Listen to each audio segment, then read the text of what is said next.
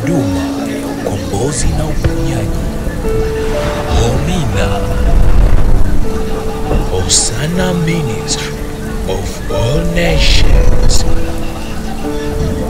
kutoka kwa Mtume G.K. Mwansasu.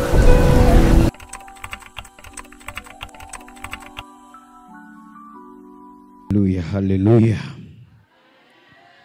Hosanna.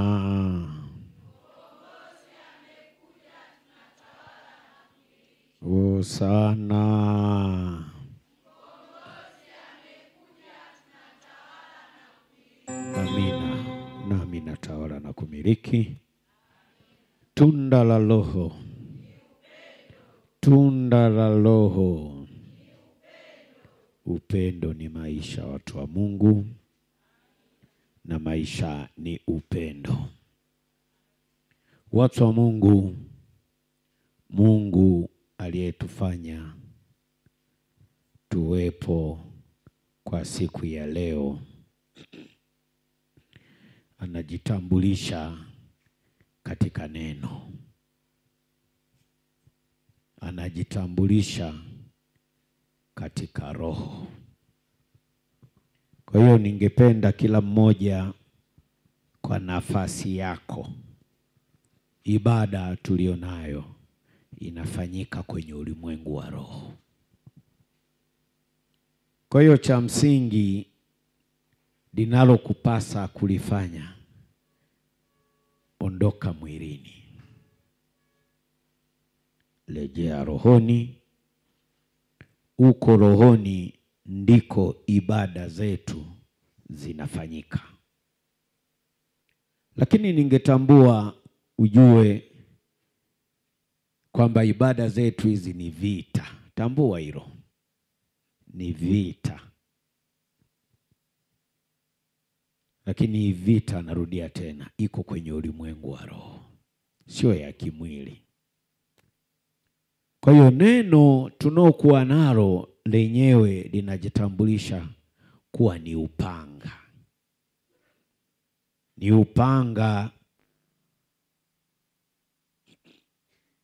ambao utakusaidia, utakupigania katika hii vita. Kwa neno la Mungu, watu wa Mungu, ni upanga. Na neno la Mungu linabeba uzima wa kwako.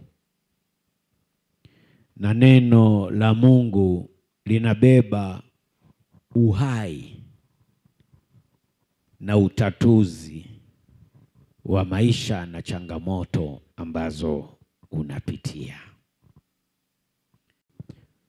Ujumbe tulionao siku ya leo unasema mizimu ina madhara makubwa sana. Mizimu.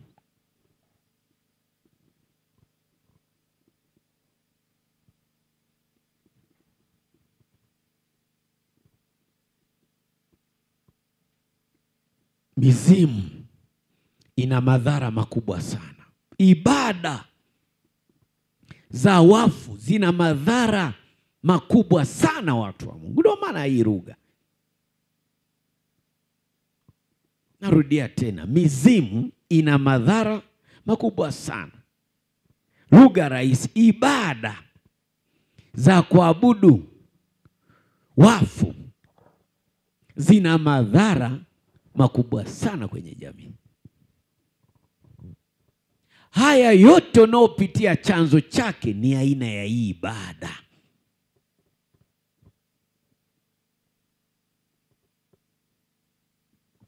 Kwa nini Mungu amenituma nije nifundishe aina ya hizi ibada?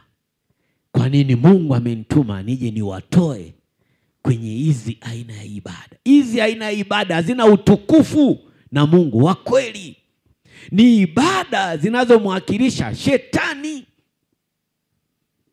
Mungu wetu, Mungu wa miungu, anaagiza usiabudu miungu mingine ila yeye tu. Mwisho. Watu wa Mungu, dhambi ni uasi. Lugha rahisi katika uasi, lile unalokataliwa usilifanye, unapokuwa unalifanya tayari umetenda nini? Dhambi. Kwa hiyo kinacholitafuna kanisa, kinachotafuna uokovu wa sasa ni dhambi ya aina ya ibada ya wafu, ambazo kabila na koo zetu zilijiunga zikawa zinafanya ibada za namna hii. Hizi ibada mara nyingi ziliachilia umaskini, ziliachilia magonjwa, ziliachilia shida mbalimbali. Nimetumwa lakini niwaambie kwamba koo nyingi hasa za Afrika, koo nyingi hasa za Afrika zimefanya maagano mazito na mizimu pasipo wao kufahamu madhara yake. Koo nyingi hasa za Afrika, koo nyingi hasa za Afrika zimefanya maagano mazito na mizimu na wafu pasipo wao kufahamu madhara yake. Watu wa Mungu, ibada za kuabudu wafu, ibada za kuwafanyia wafu zina madhara makubwa sana. Tukitaka kujifunza, tunaichukulia Afrika tu ilivyo. Afrika, chunguza nchi za Afrika. Haya matatizo unayoyaona katika nchi zote za Afrika, chanzo chake ni hizi ibada ambazo leo nakufundisha. Nadhani tunafahamu matatizo na changamoto ambayo yapo kwenye hili bara la Afrika. Na ndani ya bara la Afrika, hasa taifa letu la Tanzania.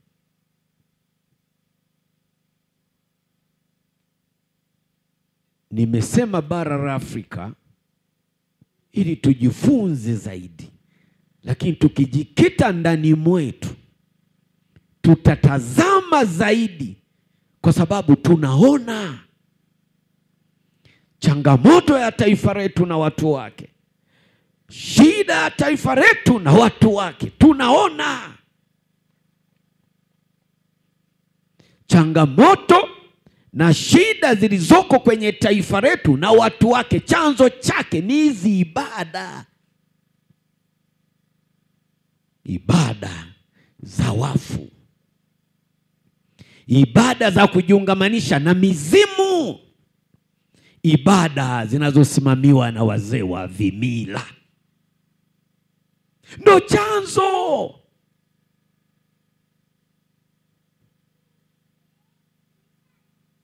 Koo nyingi Afrika, hasa Tanzania, zimefanya maagano mazito na mizimu pasipo wao kufahamu madhara yake. Agano ni nini? Makubaliano. Tuongee lugha rahisi. Koo nyingi, makabila mengi kwenye hili taifa wameweka maagano, wamekubaliana na kuzimu. Tunapojadili kukubaliana, manake mfumo wa kibinadamu wa wanadamu na watu chini ya jua unaendeshwa na ibada za mila na desturi, zinasimamiwa na wazee wa vimila. Na tukitazama mila na desturi, wazee wa vimila hatima yao ni wawakilishi kutoka kuzimu. Na asili ya kuzimu, watu wa Mungu, ni magonjwa, ni umasikini, ni ufukara, ni shida mbalimbali, ni changamoto mbalimbali. Ukitaka kujifunza haya maagano, ambayo koo nyingi zimeaingia wao bila kujua na mizimu yao. Hebu angalia familia nyingi, hata asubuhi tulikuwa tunaongelea hapa. Hebu angalia maisha tunayoishi. Angalia familia nyingi, watoto hawataki shule. Sio kwamba mtoto wako hataki shule ni yeye, sio yeye.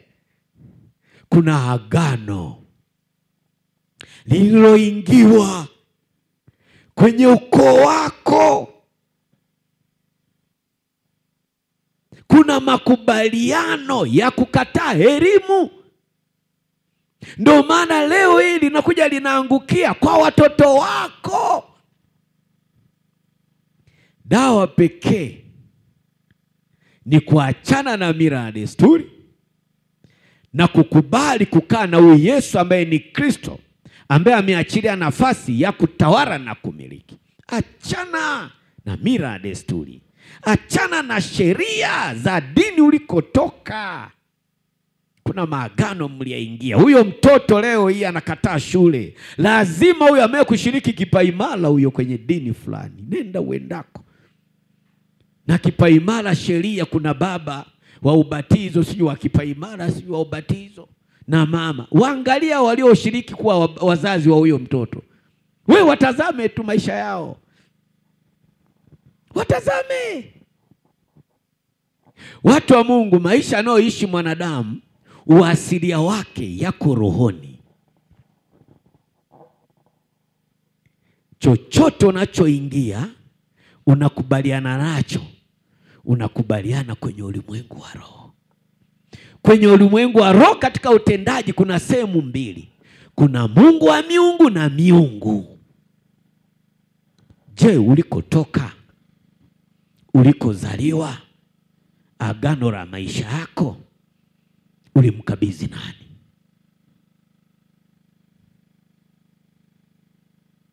Koo nyingi hasa za Afrika zimefanya maagano mazito na mizimu pasipo kufahamu madhara yake. Narudia tena, nchi nyingi za Afrika vita ni nyingi, umaskini ni mkubwa, magonjwa ni mengi. Chanzo chake, Mungu amenituma niwaambie, chanzo chake ni haya maagano. Kuzimu ndio wanaotengeneza roho za magonjwa.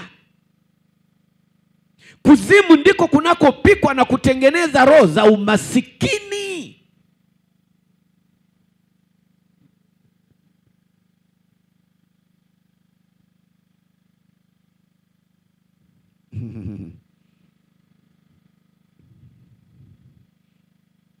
Mfano tu, makabila yetu. Amekufa baba yako, tuna mila na desturi za misiba.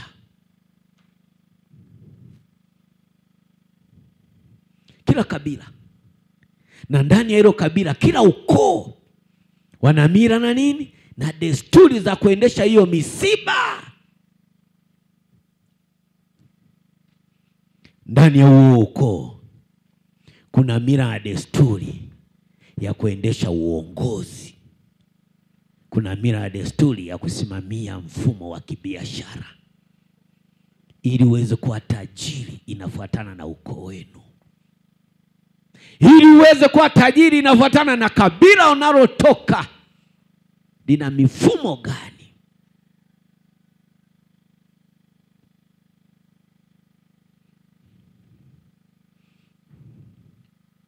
Mnafahamu msiba ndo huo, baba alishakufa. Mila na desturi za huo ukoo au hilo kabila, anatakiwa kijana au mtoto wa kiume unatakiwa urithi.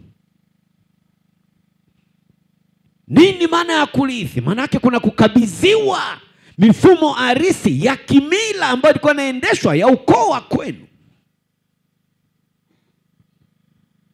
Ile mifumo, watu wa Mungu, ina utaratibu wake.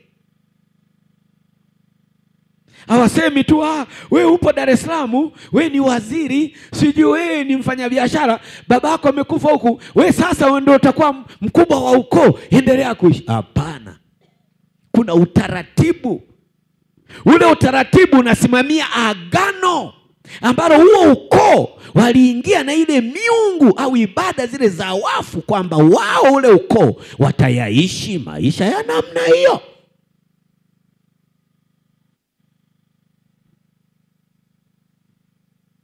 Mara nyingi tumeshuhudia 40 imefika, utasikia kuna kunyoa nywele.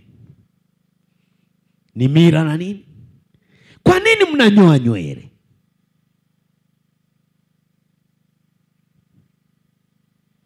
Ni mira desturi hiyo. Kuna maana yake ndani yake.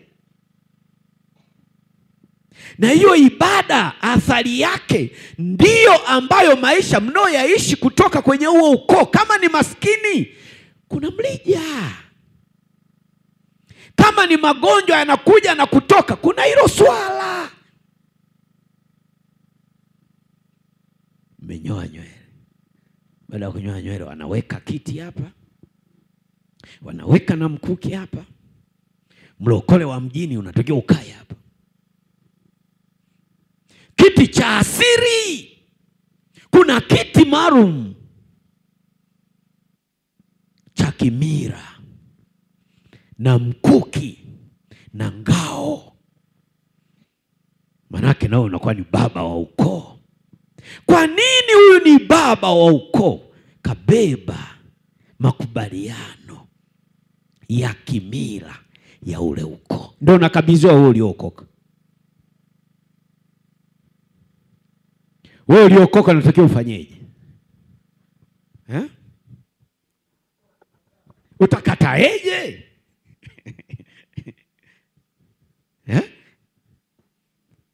Mtu wa Mungu. Ni mira na desturi, na wale ni wazazi wako, na ndio ukoo wenu. Amekufa baba yako, na msibani umeenda, na umesubiri mpaka siku ya 40, na nywele umenyoa.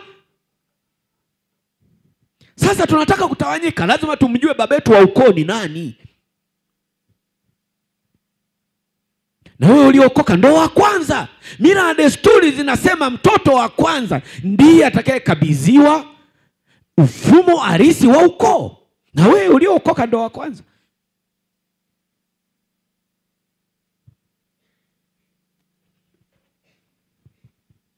Ndio maana ya kuhama ukoo. Sambalo umehama ukoo afu umeenda kwenye msiba ambao sio ukoo wako. Tumebadilika tabia sasa. Kawa.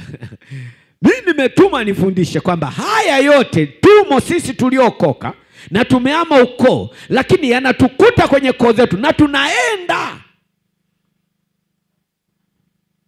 Kwa sababu hali inakuwa ngumu, tunaanza kuruhusu kama Wakristo wa Kiyahudi. Huku tumeokoka, tunaingia na mila na desturi za koo tunazotoka. Si mlienda kijijini bwana? Kirudi mjini, hosana, mkombozi amekuja, tunatawala na kumiliki. Kwa madhabahu ipi? Kumbukeni kwa nini nayaongea. Tuko ndani ya uokovu, hakuna matokeo.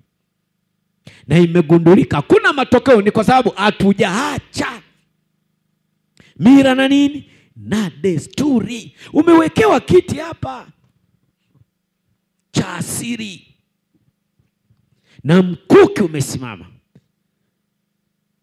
Mkuki ni silaha inokulinda, na tukiongeza lugha rahisi ni silaha ya jadi ya asiri. Lakini kumbukeni yote haya kimwili, lakini asili yake ni wapi? Ni silaha ya kiroho hii. Nani aliyeishikilia hii silaha? Hiki kiti ulichokalia, nani aliyeopo hapo?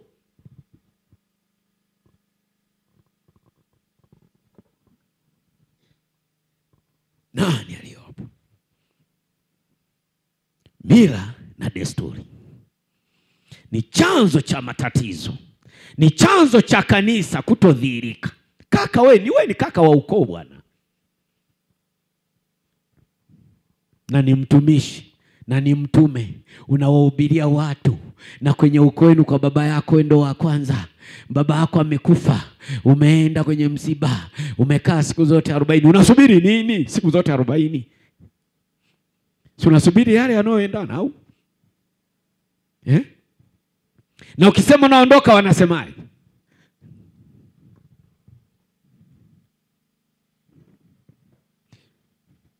Wakristo wa Kiyahudi walilifundisha kanisa. Kwa nini hao Wakristo wa Kiyahudi waliamua kulifundisha kanisa? Waliona haya ni magumu kuyaacha. Ili wayarahisishe, waliamua kuyaingiza ndani ya uokovu. Haya bwana ni magumu, hasa kwenye taifa husika au kwenye ukoo husika.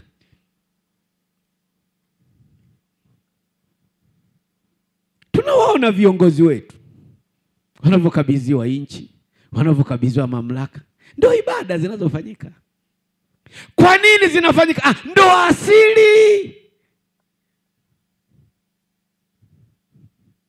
Ndio asili. Kiongozi wa nchi anapewa nchi, anaambiwa kaa kwenye kigoda na mkuki pembeni na ngao.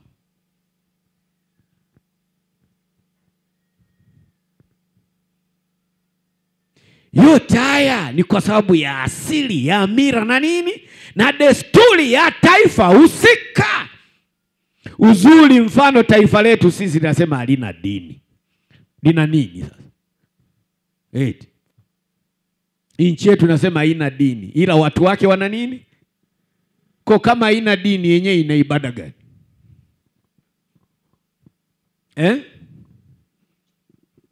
Ina ibada gani? Ina ibada zile tunazoziona, wanakalia viti na mkuki na ngao. Na hizi ibada Mungu alikuwa ananifunulia kwamba hizi ndio chanzo cha matatizo kwenye taifa lolote.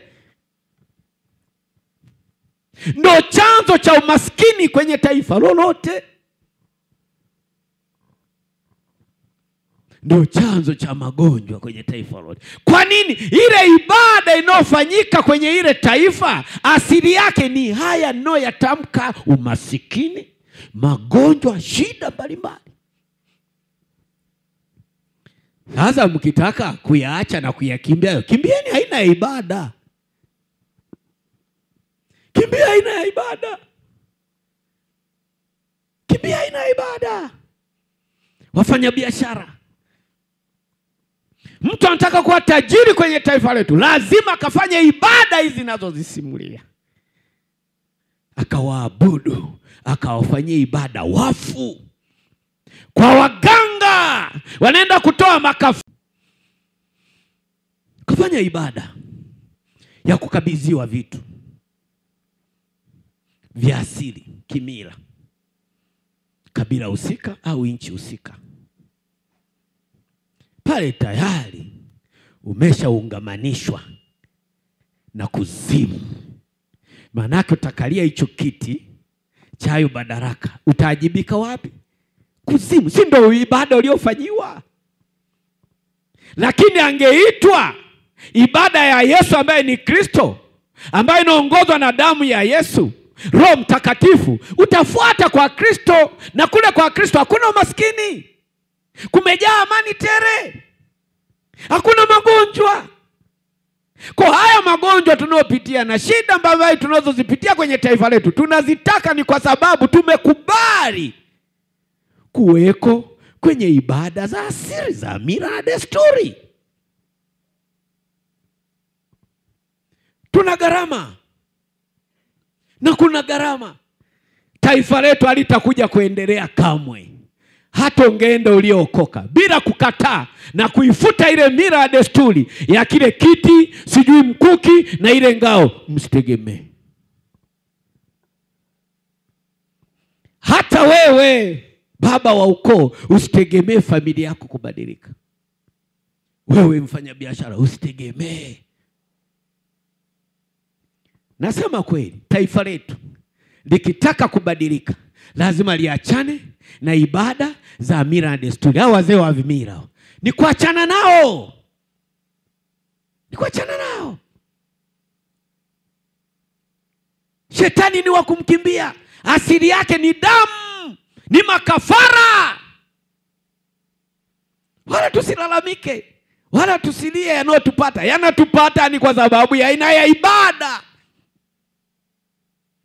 Tufanye nini? Tuzikatae hizi ibada za mila na desturi za miungu. Ndio maana nimesema lazima tushughulikie roho ya Kiyahudi, ukoo unaotoka, hayo mnaopitia mila na desturi. Hebu fikiria, watoto hawataki shule. Mtoto wa kike mimba tu mapema. Mila na desturi, mila na desturi, mila na desturi. Kwa hiyo tukitaka kuendelea watu wa Mungu, ni lazima tubadilishe aina ya ibada. Nani tunayemwabudu? Tunakubaliana na upande upi? Kuna giza na nuru. Yesu ambaye ni Kristo alikuja kama nuru kututoa gizani, kutubadili kutoka kwenye hii mifumo. Kuna siku mtanielewa. Na ni kwa sababu roho ya Kiyahudi imekaa na inang'ang'ania kujipenyeza ndani ya uokovu, itakuwa sio rahisi kunielewa. Lakini kwa sababu ya nguvu ya Yesu ambaye ni Kristo na mamlaka niliyobeba, ni lazima utabadilika. Ni lazima. Kwa nini nasema? Ni kwa sababu ni vita. Na niko mara hapa, niko vizuri kwa ajili ya kupambana. Manake wewe ukiwa tayari sasa kukataa maskini, hiyo roho inakung'ang'ania mimi lazima niishughulikie, lakini wewe uwe tayari. Ndio maana nimesema mfano wa taifa letu likitaka matatizo yaondoke, utajiri uonekane, rasilimali za nchi yetu, wakubali kuachana na nini? Na mila na desturi na ibada zinazofanyika.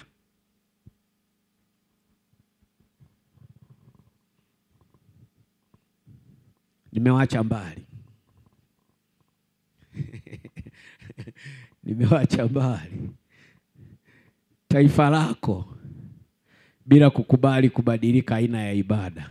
Hata wewe utapata tabu sana.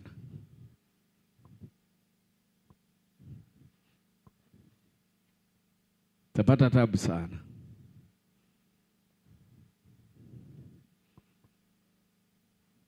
Wewe utaki kujifunza.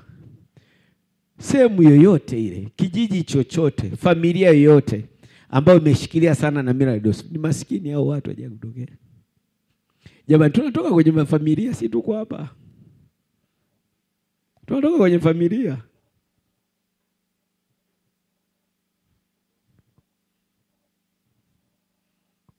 Unataka kuwa tajiri, biashara zinasumbua mjini. Umemwendea mganga wa kienyeji, anakuambia babu yako amelala vibaya, inabidi urudi kijijini, nunua ng'ombe ukafanyiwe ibada kwa wale wafu waliolala vibaya, wakupe utajiri. Kuna mzee wa kimila anayeshughulikia nini?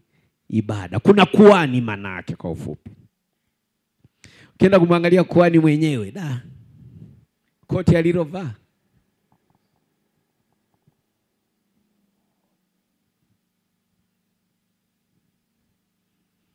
yebo yenyewe kachomeka, pini zimejaa mpaka juu. Kuhani huyo. Hamjui maana ya kuhani nyinyi. Hilo ni tatizo. Unamwendea kuhani, baba wa ukoo. Ukimwangalia baba wa ukoo alivyo, ambaye anaenda kukufanyia ibada ili uwe tajiri.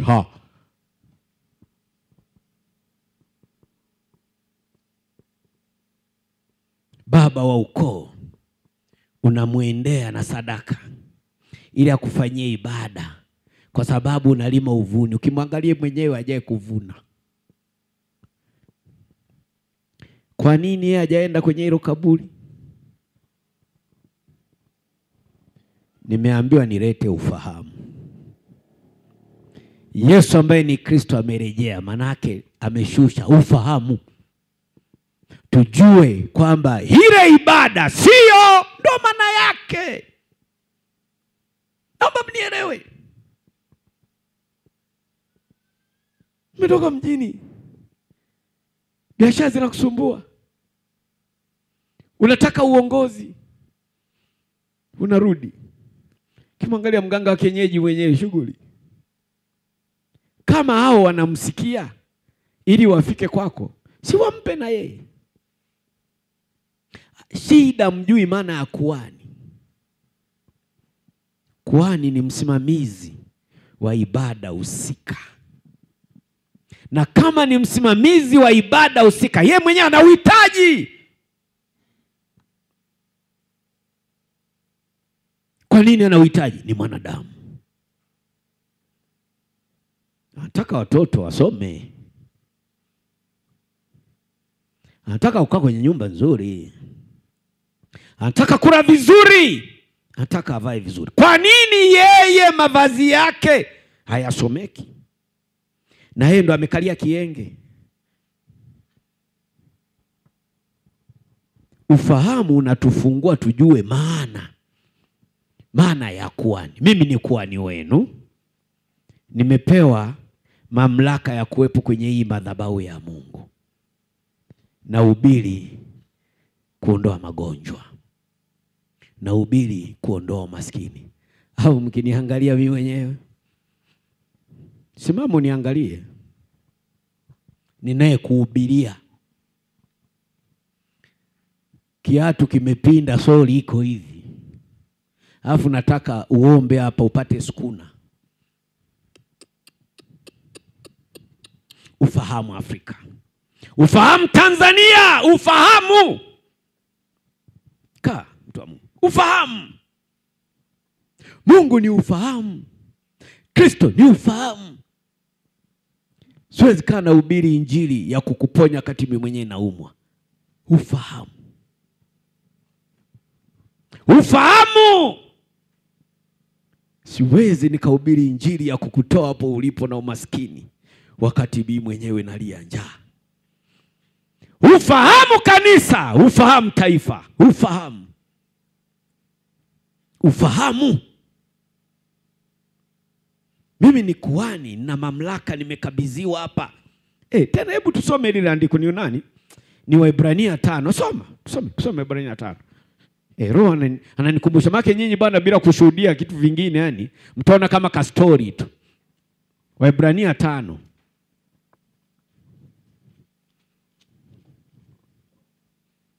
Waebrania 5.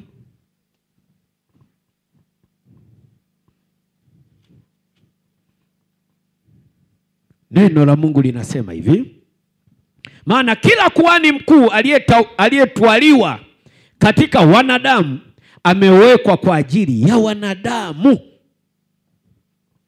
Mimi hapa nimewekwa. Mungu ni roho. Hii roho ili dhihirike kwa wanadamu ni lazima awepo mwanadamu. Ndio maana mimi niko hapa, naomba ujue. Unasikia mwanangu, naomba ujue. Mungu ni roho. Ana kila kitu. Kila kitu ili kidhihirike ni lazima awepo mwanadamu mwenye utayari wa kumwakilisha nani? Mungu. Kwa njia ya ile ibada inayofanyika mara pale. Ufahamu watu wa Mungu. Unanielewa? Maana kila kuhani mkuu aliyetwaliwa katika wanadamu amewekwa kwa ajili ya wanadamu katika mambo yanayomhusu Mungu.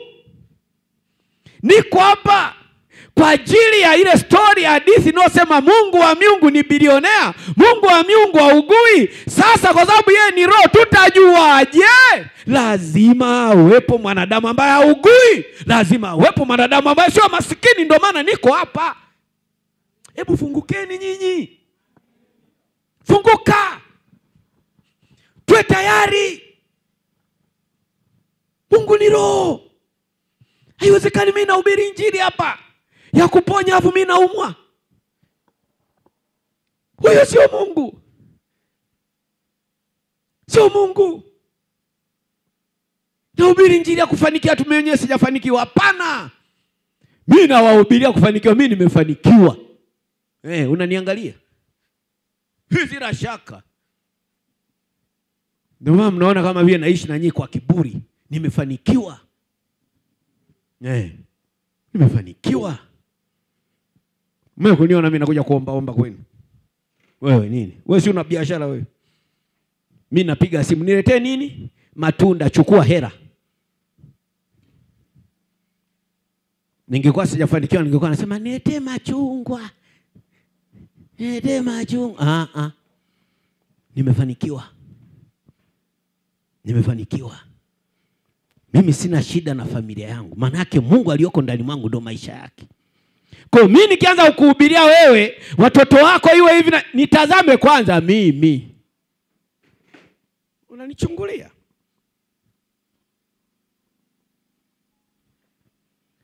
Lazima niwahubirie kitu kilicho wazi. Ndio maana mimi agano langu utakuja kuniona naumwa mwanangu. Hata siku moja. Nina mwaka wa 5. Umekuniona mimi, umekuja kuniona hospitali mimi au nyumbani? Kuna siku mmeniona mimi sijaja hapa? Kwa nini? Kuna siku mmekumuona Mungu anaumwa? Hapana.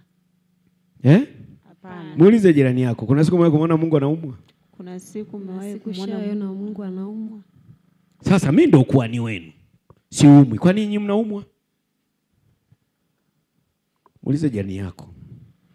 Kwa nini wewe unaumwa? Na wakati kuhani wako haumwi? Na wakati kuhani wako haumwi? Anasemaje? Kwa nini unalia njaa wakati kuhani wako ali njaa? Sasa.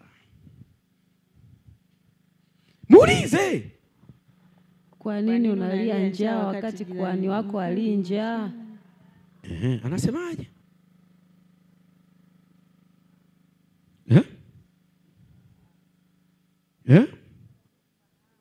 Inaelekea huyu Mwansaso sio kuhani wako wewe. Alivyo baba na watoto wake ndivyo alivyo. Sasa nyinyi mnataka kunibadilisha mimi. Nataka niwe kama nyinyi? Hapana. Hapana. Umia. Ichukie hiyo hali.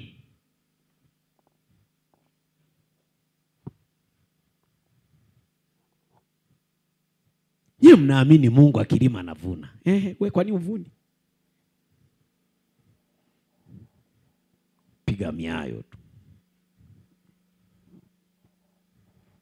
Kwa nini?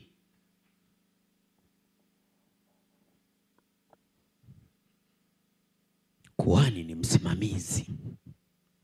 Ni mbadala wa Mungu. Ni lugha rahisi hiyo. Ni mbadala wa nani? Mungu anaumwa? Kwa nini kuhani wako anaumwa? Asanteni sana. Nimerudi, nilikuwa India. Nimeponywa India. Ndiko aliko kuhani wako India.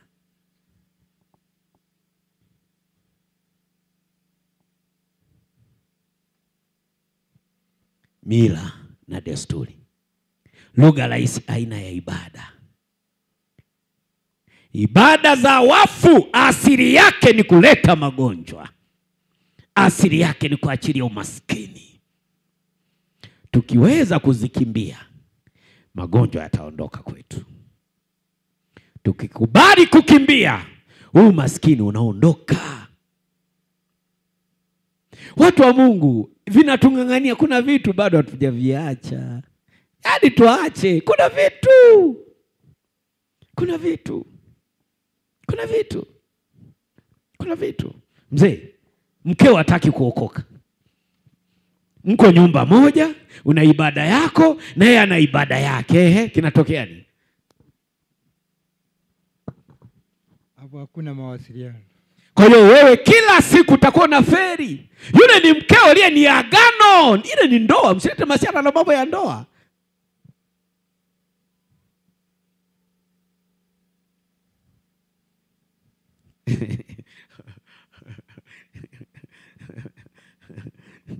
Maana kila kuhani mkuu aliyetwaliwa katika wanadamu amewekwa kwa ajili ya wanadamu katika mambo yanayomhusu Mungu, atoe matoleo na dhabihu kwa ajili ya dhambi.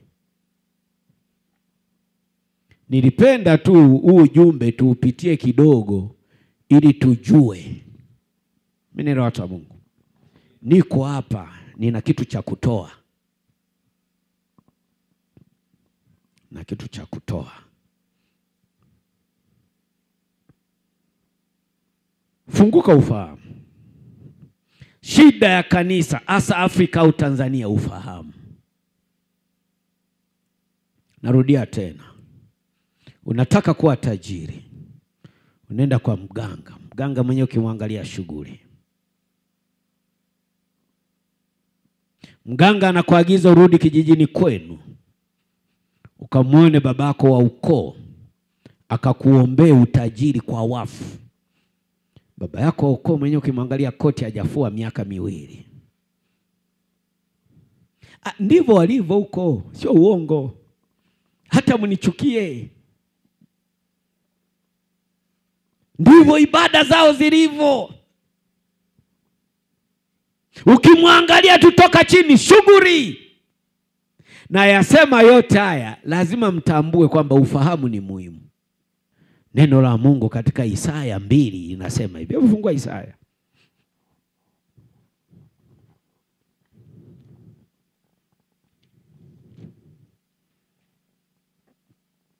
Isaya 2.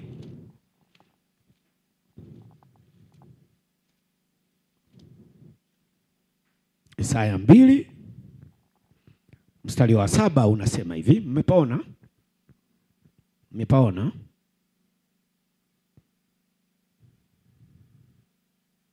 Tena nchi yao imejaa fedha na dhahabu, wala hapana mwisho wa hazina zao. Ibada za kuabudu wafu, miungu ya mila na desturi, zinaleta umaskini, zinasababisha magonjwa. Anakuambia tena nchi yao imejaa fedha na dhahabu, wala hapana mwisho wa hazina zao. Hapana mwisho? Hapana mwisho? Mtaondoka wewe, watakuja wewe, mali haziishi. Lakini hizi mali zionekanike zinafanya kazi aina ya ibada. Tubadilishe. Mpeni Kristo nafasi. Mpe Kristo nafasi. Wewe ukafanya ibada ya kukaa kwenye kigoda bwana na mkuki. Hizo ni ibada za kuzimu. Asili yake ni umasikini. Wanajiendea kwa mganga, umevishwa lingozi.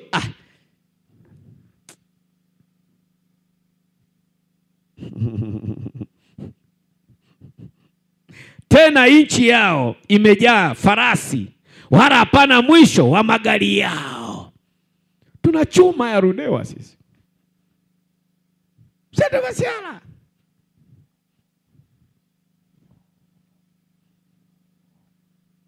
Sisi kutengeneza gari tuna uwezo, kutengeneza hivi visimu tuna uwezo, lakini haina ya ibada. Angalia vijana wetu.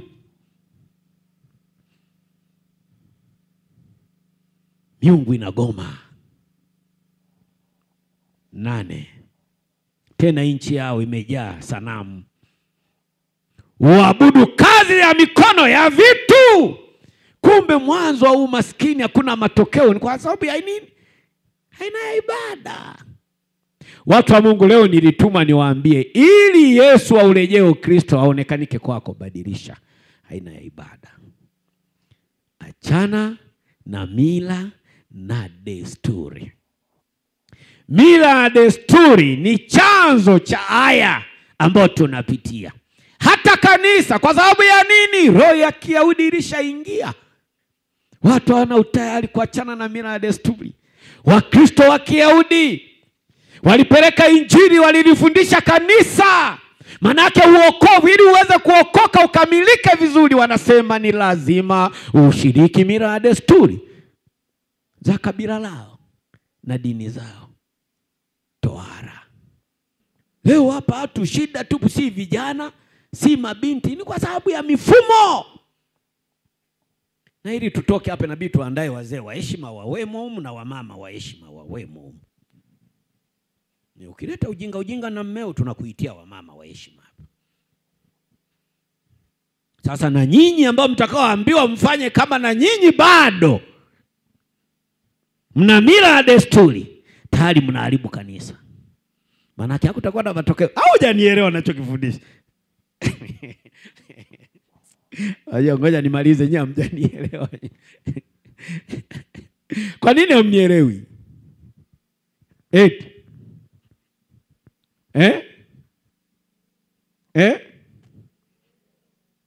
Pale unapofanywa hiyo ibada, tambua kwamba wewe kuzimu imeingia kwako. Ibada ya aina gani?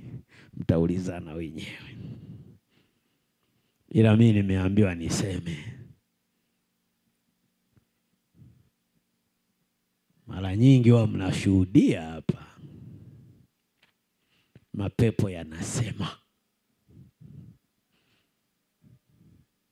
Nimetumwa kukutoa mwanamke kwa huru.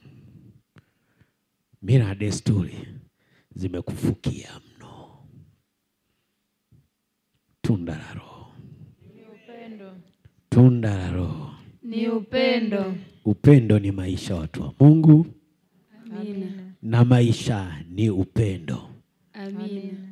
Koo nyingi hasa za Afrika na makabila yake zimefanya maagano mazito na mizimu na kuzimu pasipo wao kufahamu. Maana yake haya tunayoyapitia, haya ambayo taifa letu linapitia, ni kwa sababu ya aina ya ibada. Ili tuachane nayo, ili tuondoke, ili yaondoke kwetu, hebu tubadilishe aina ya ibada. Sawa watu wa Mungu? Mimi ni watu wa Mungu. Mwambie jirani yako shika neno. Shika neno. Mwambie tena. Shika neno. Mwambie ukalitendee kazi. Ukalitendee kazi. Mwambie tena ukalitendee kazi. Ukalitendee kazi. Amina watu wa Mungu, tusimame.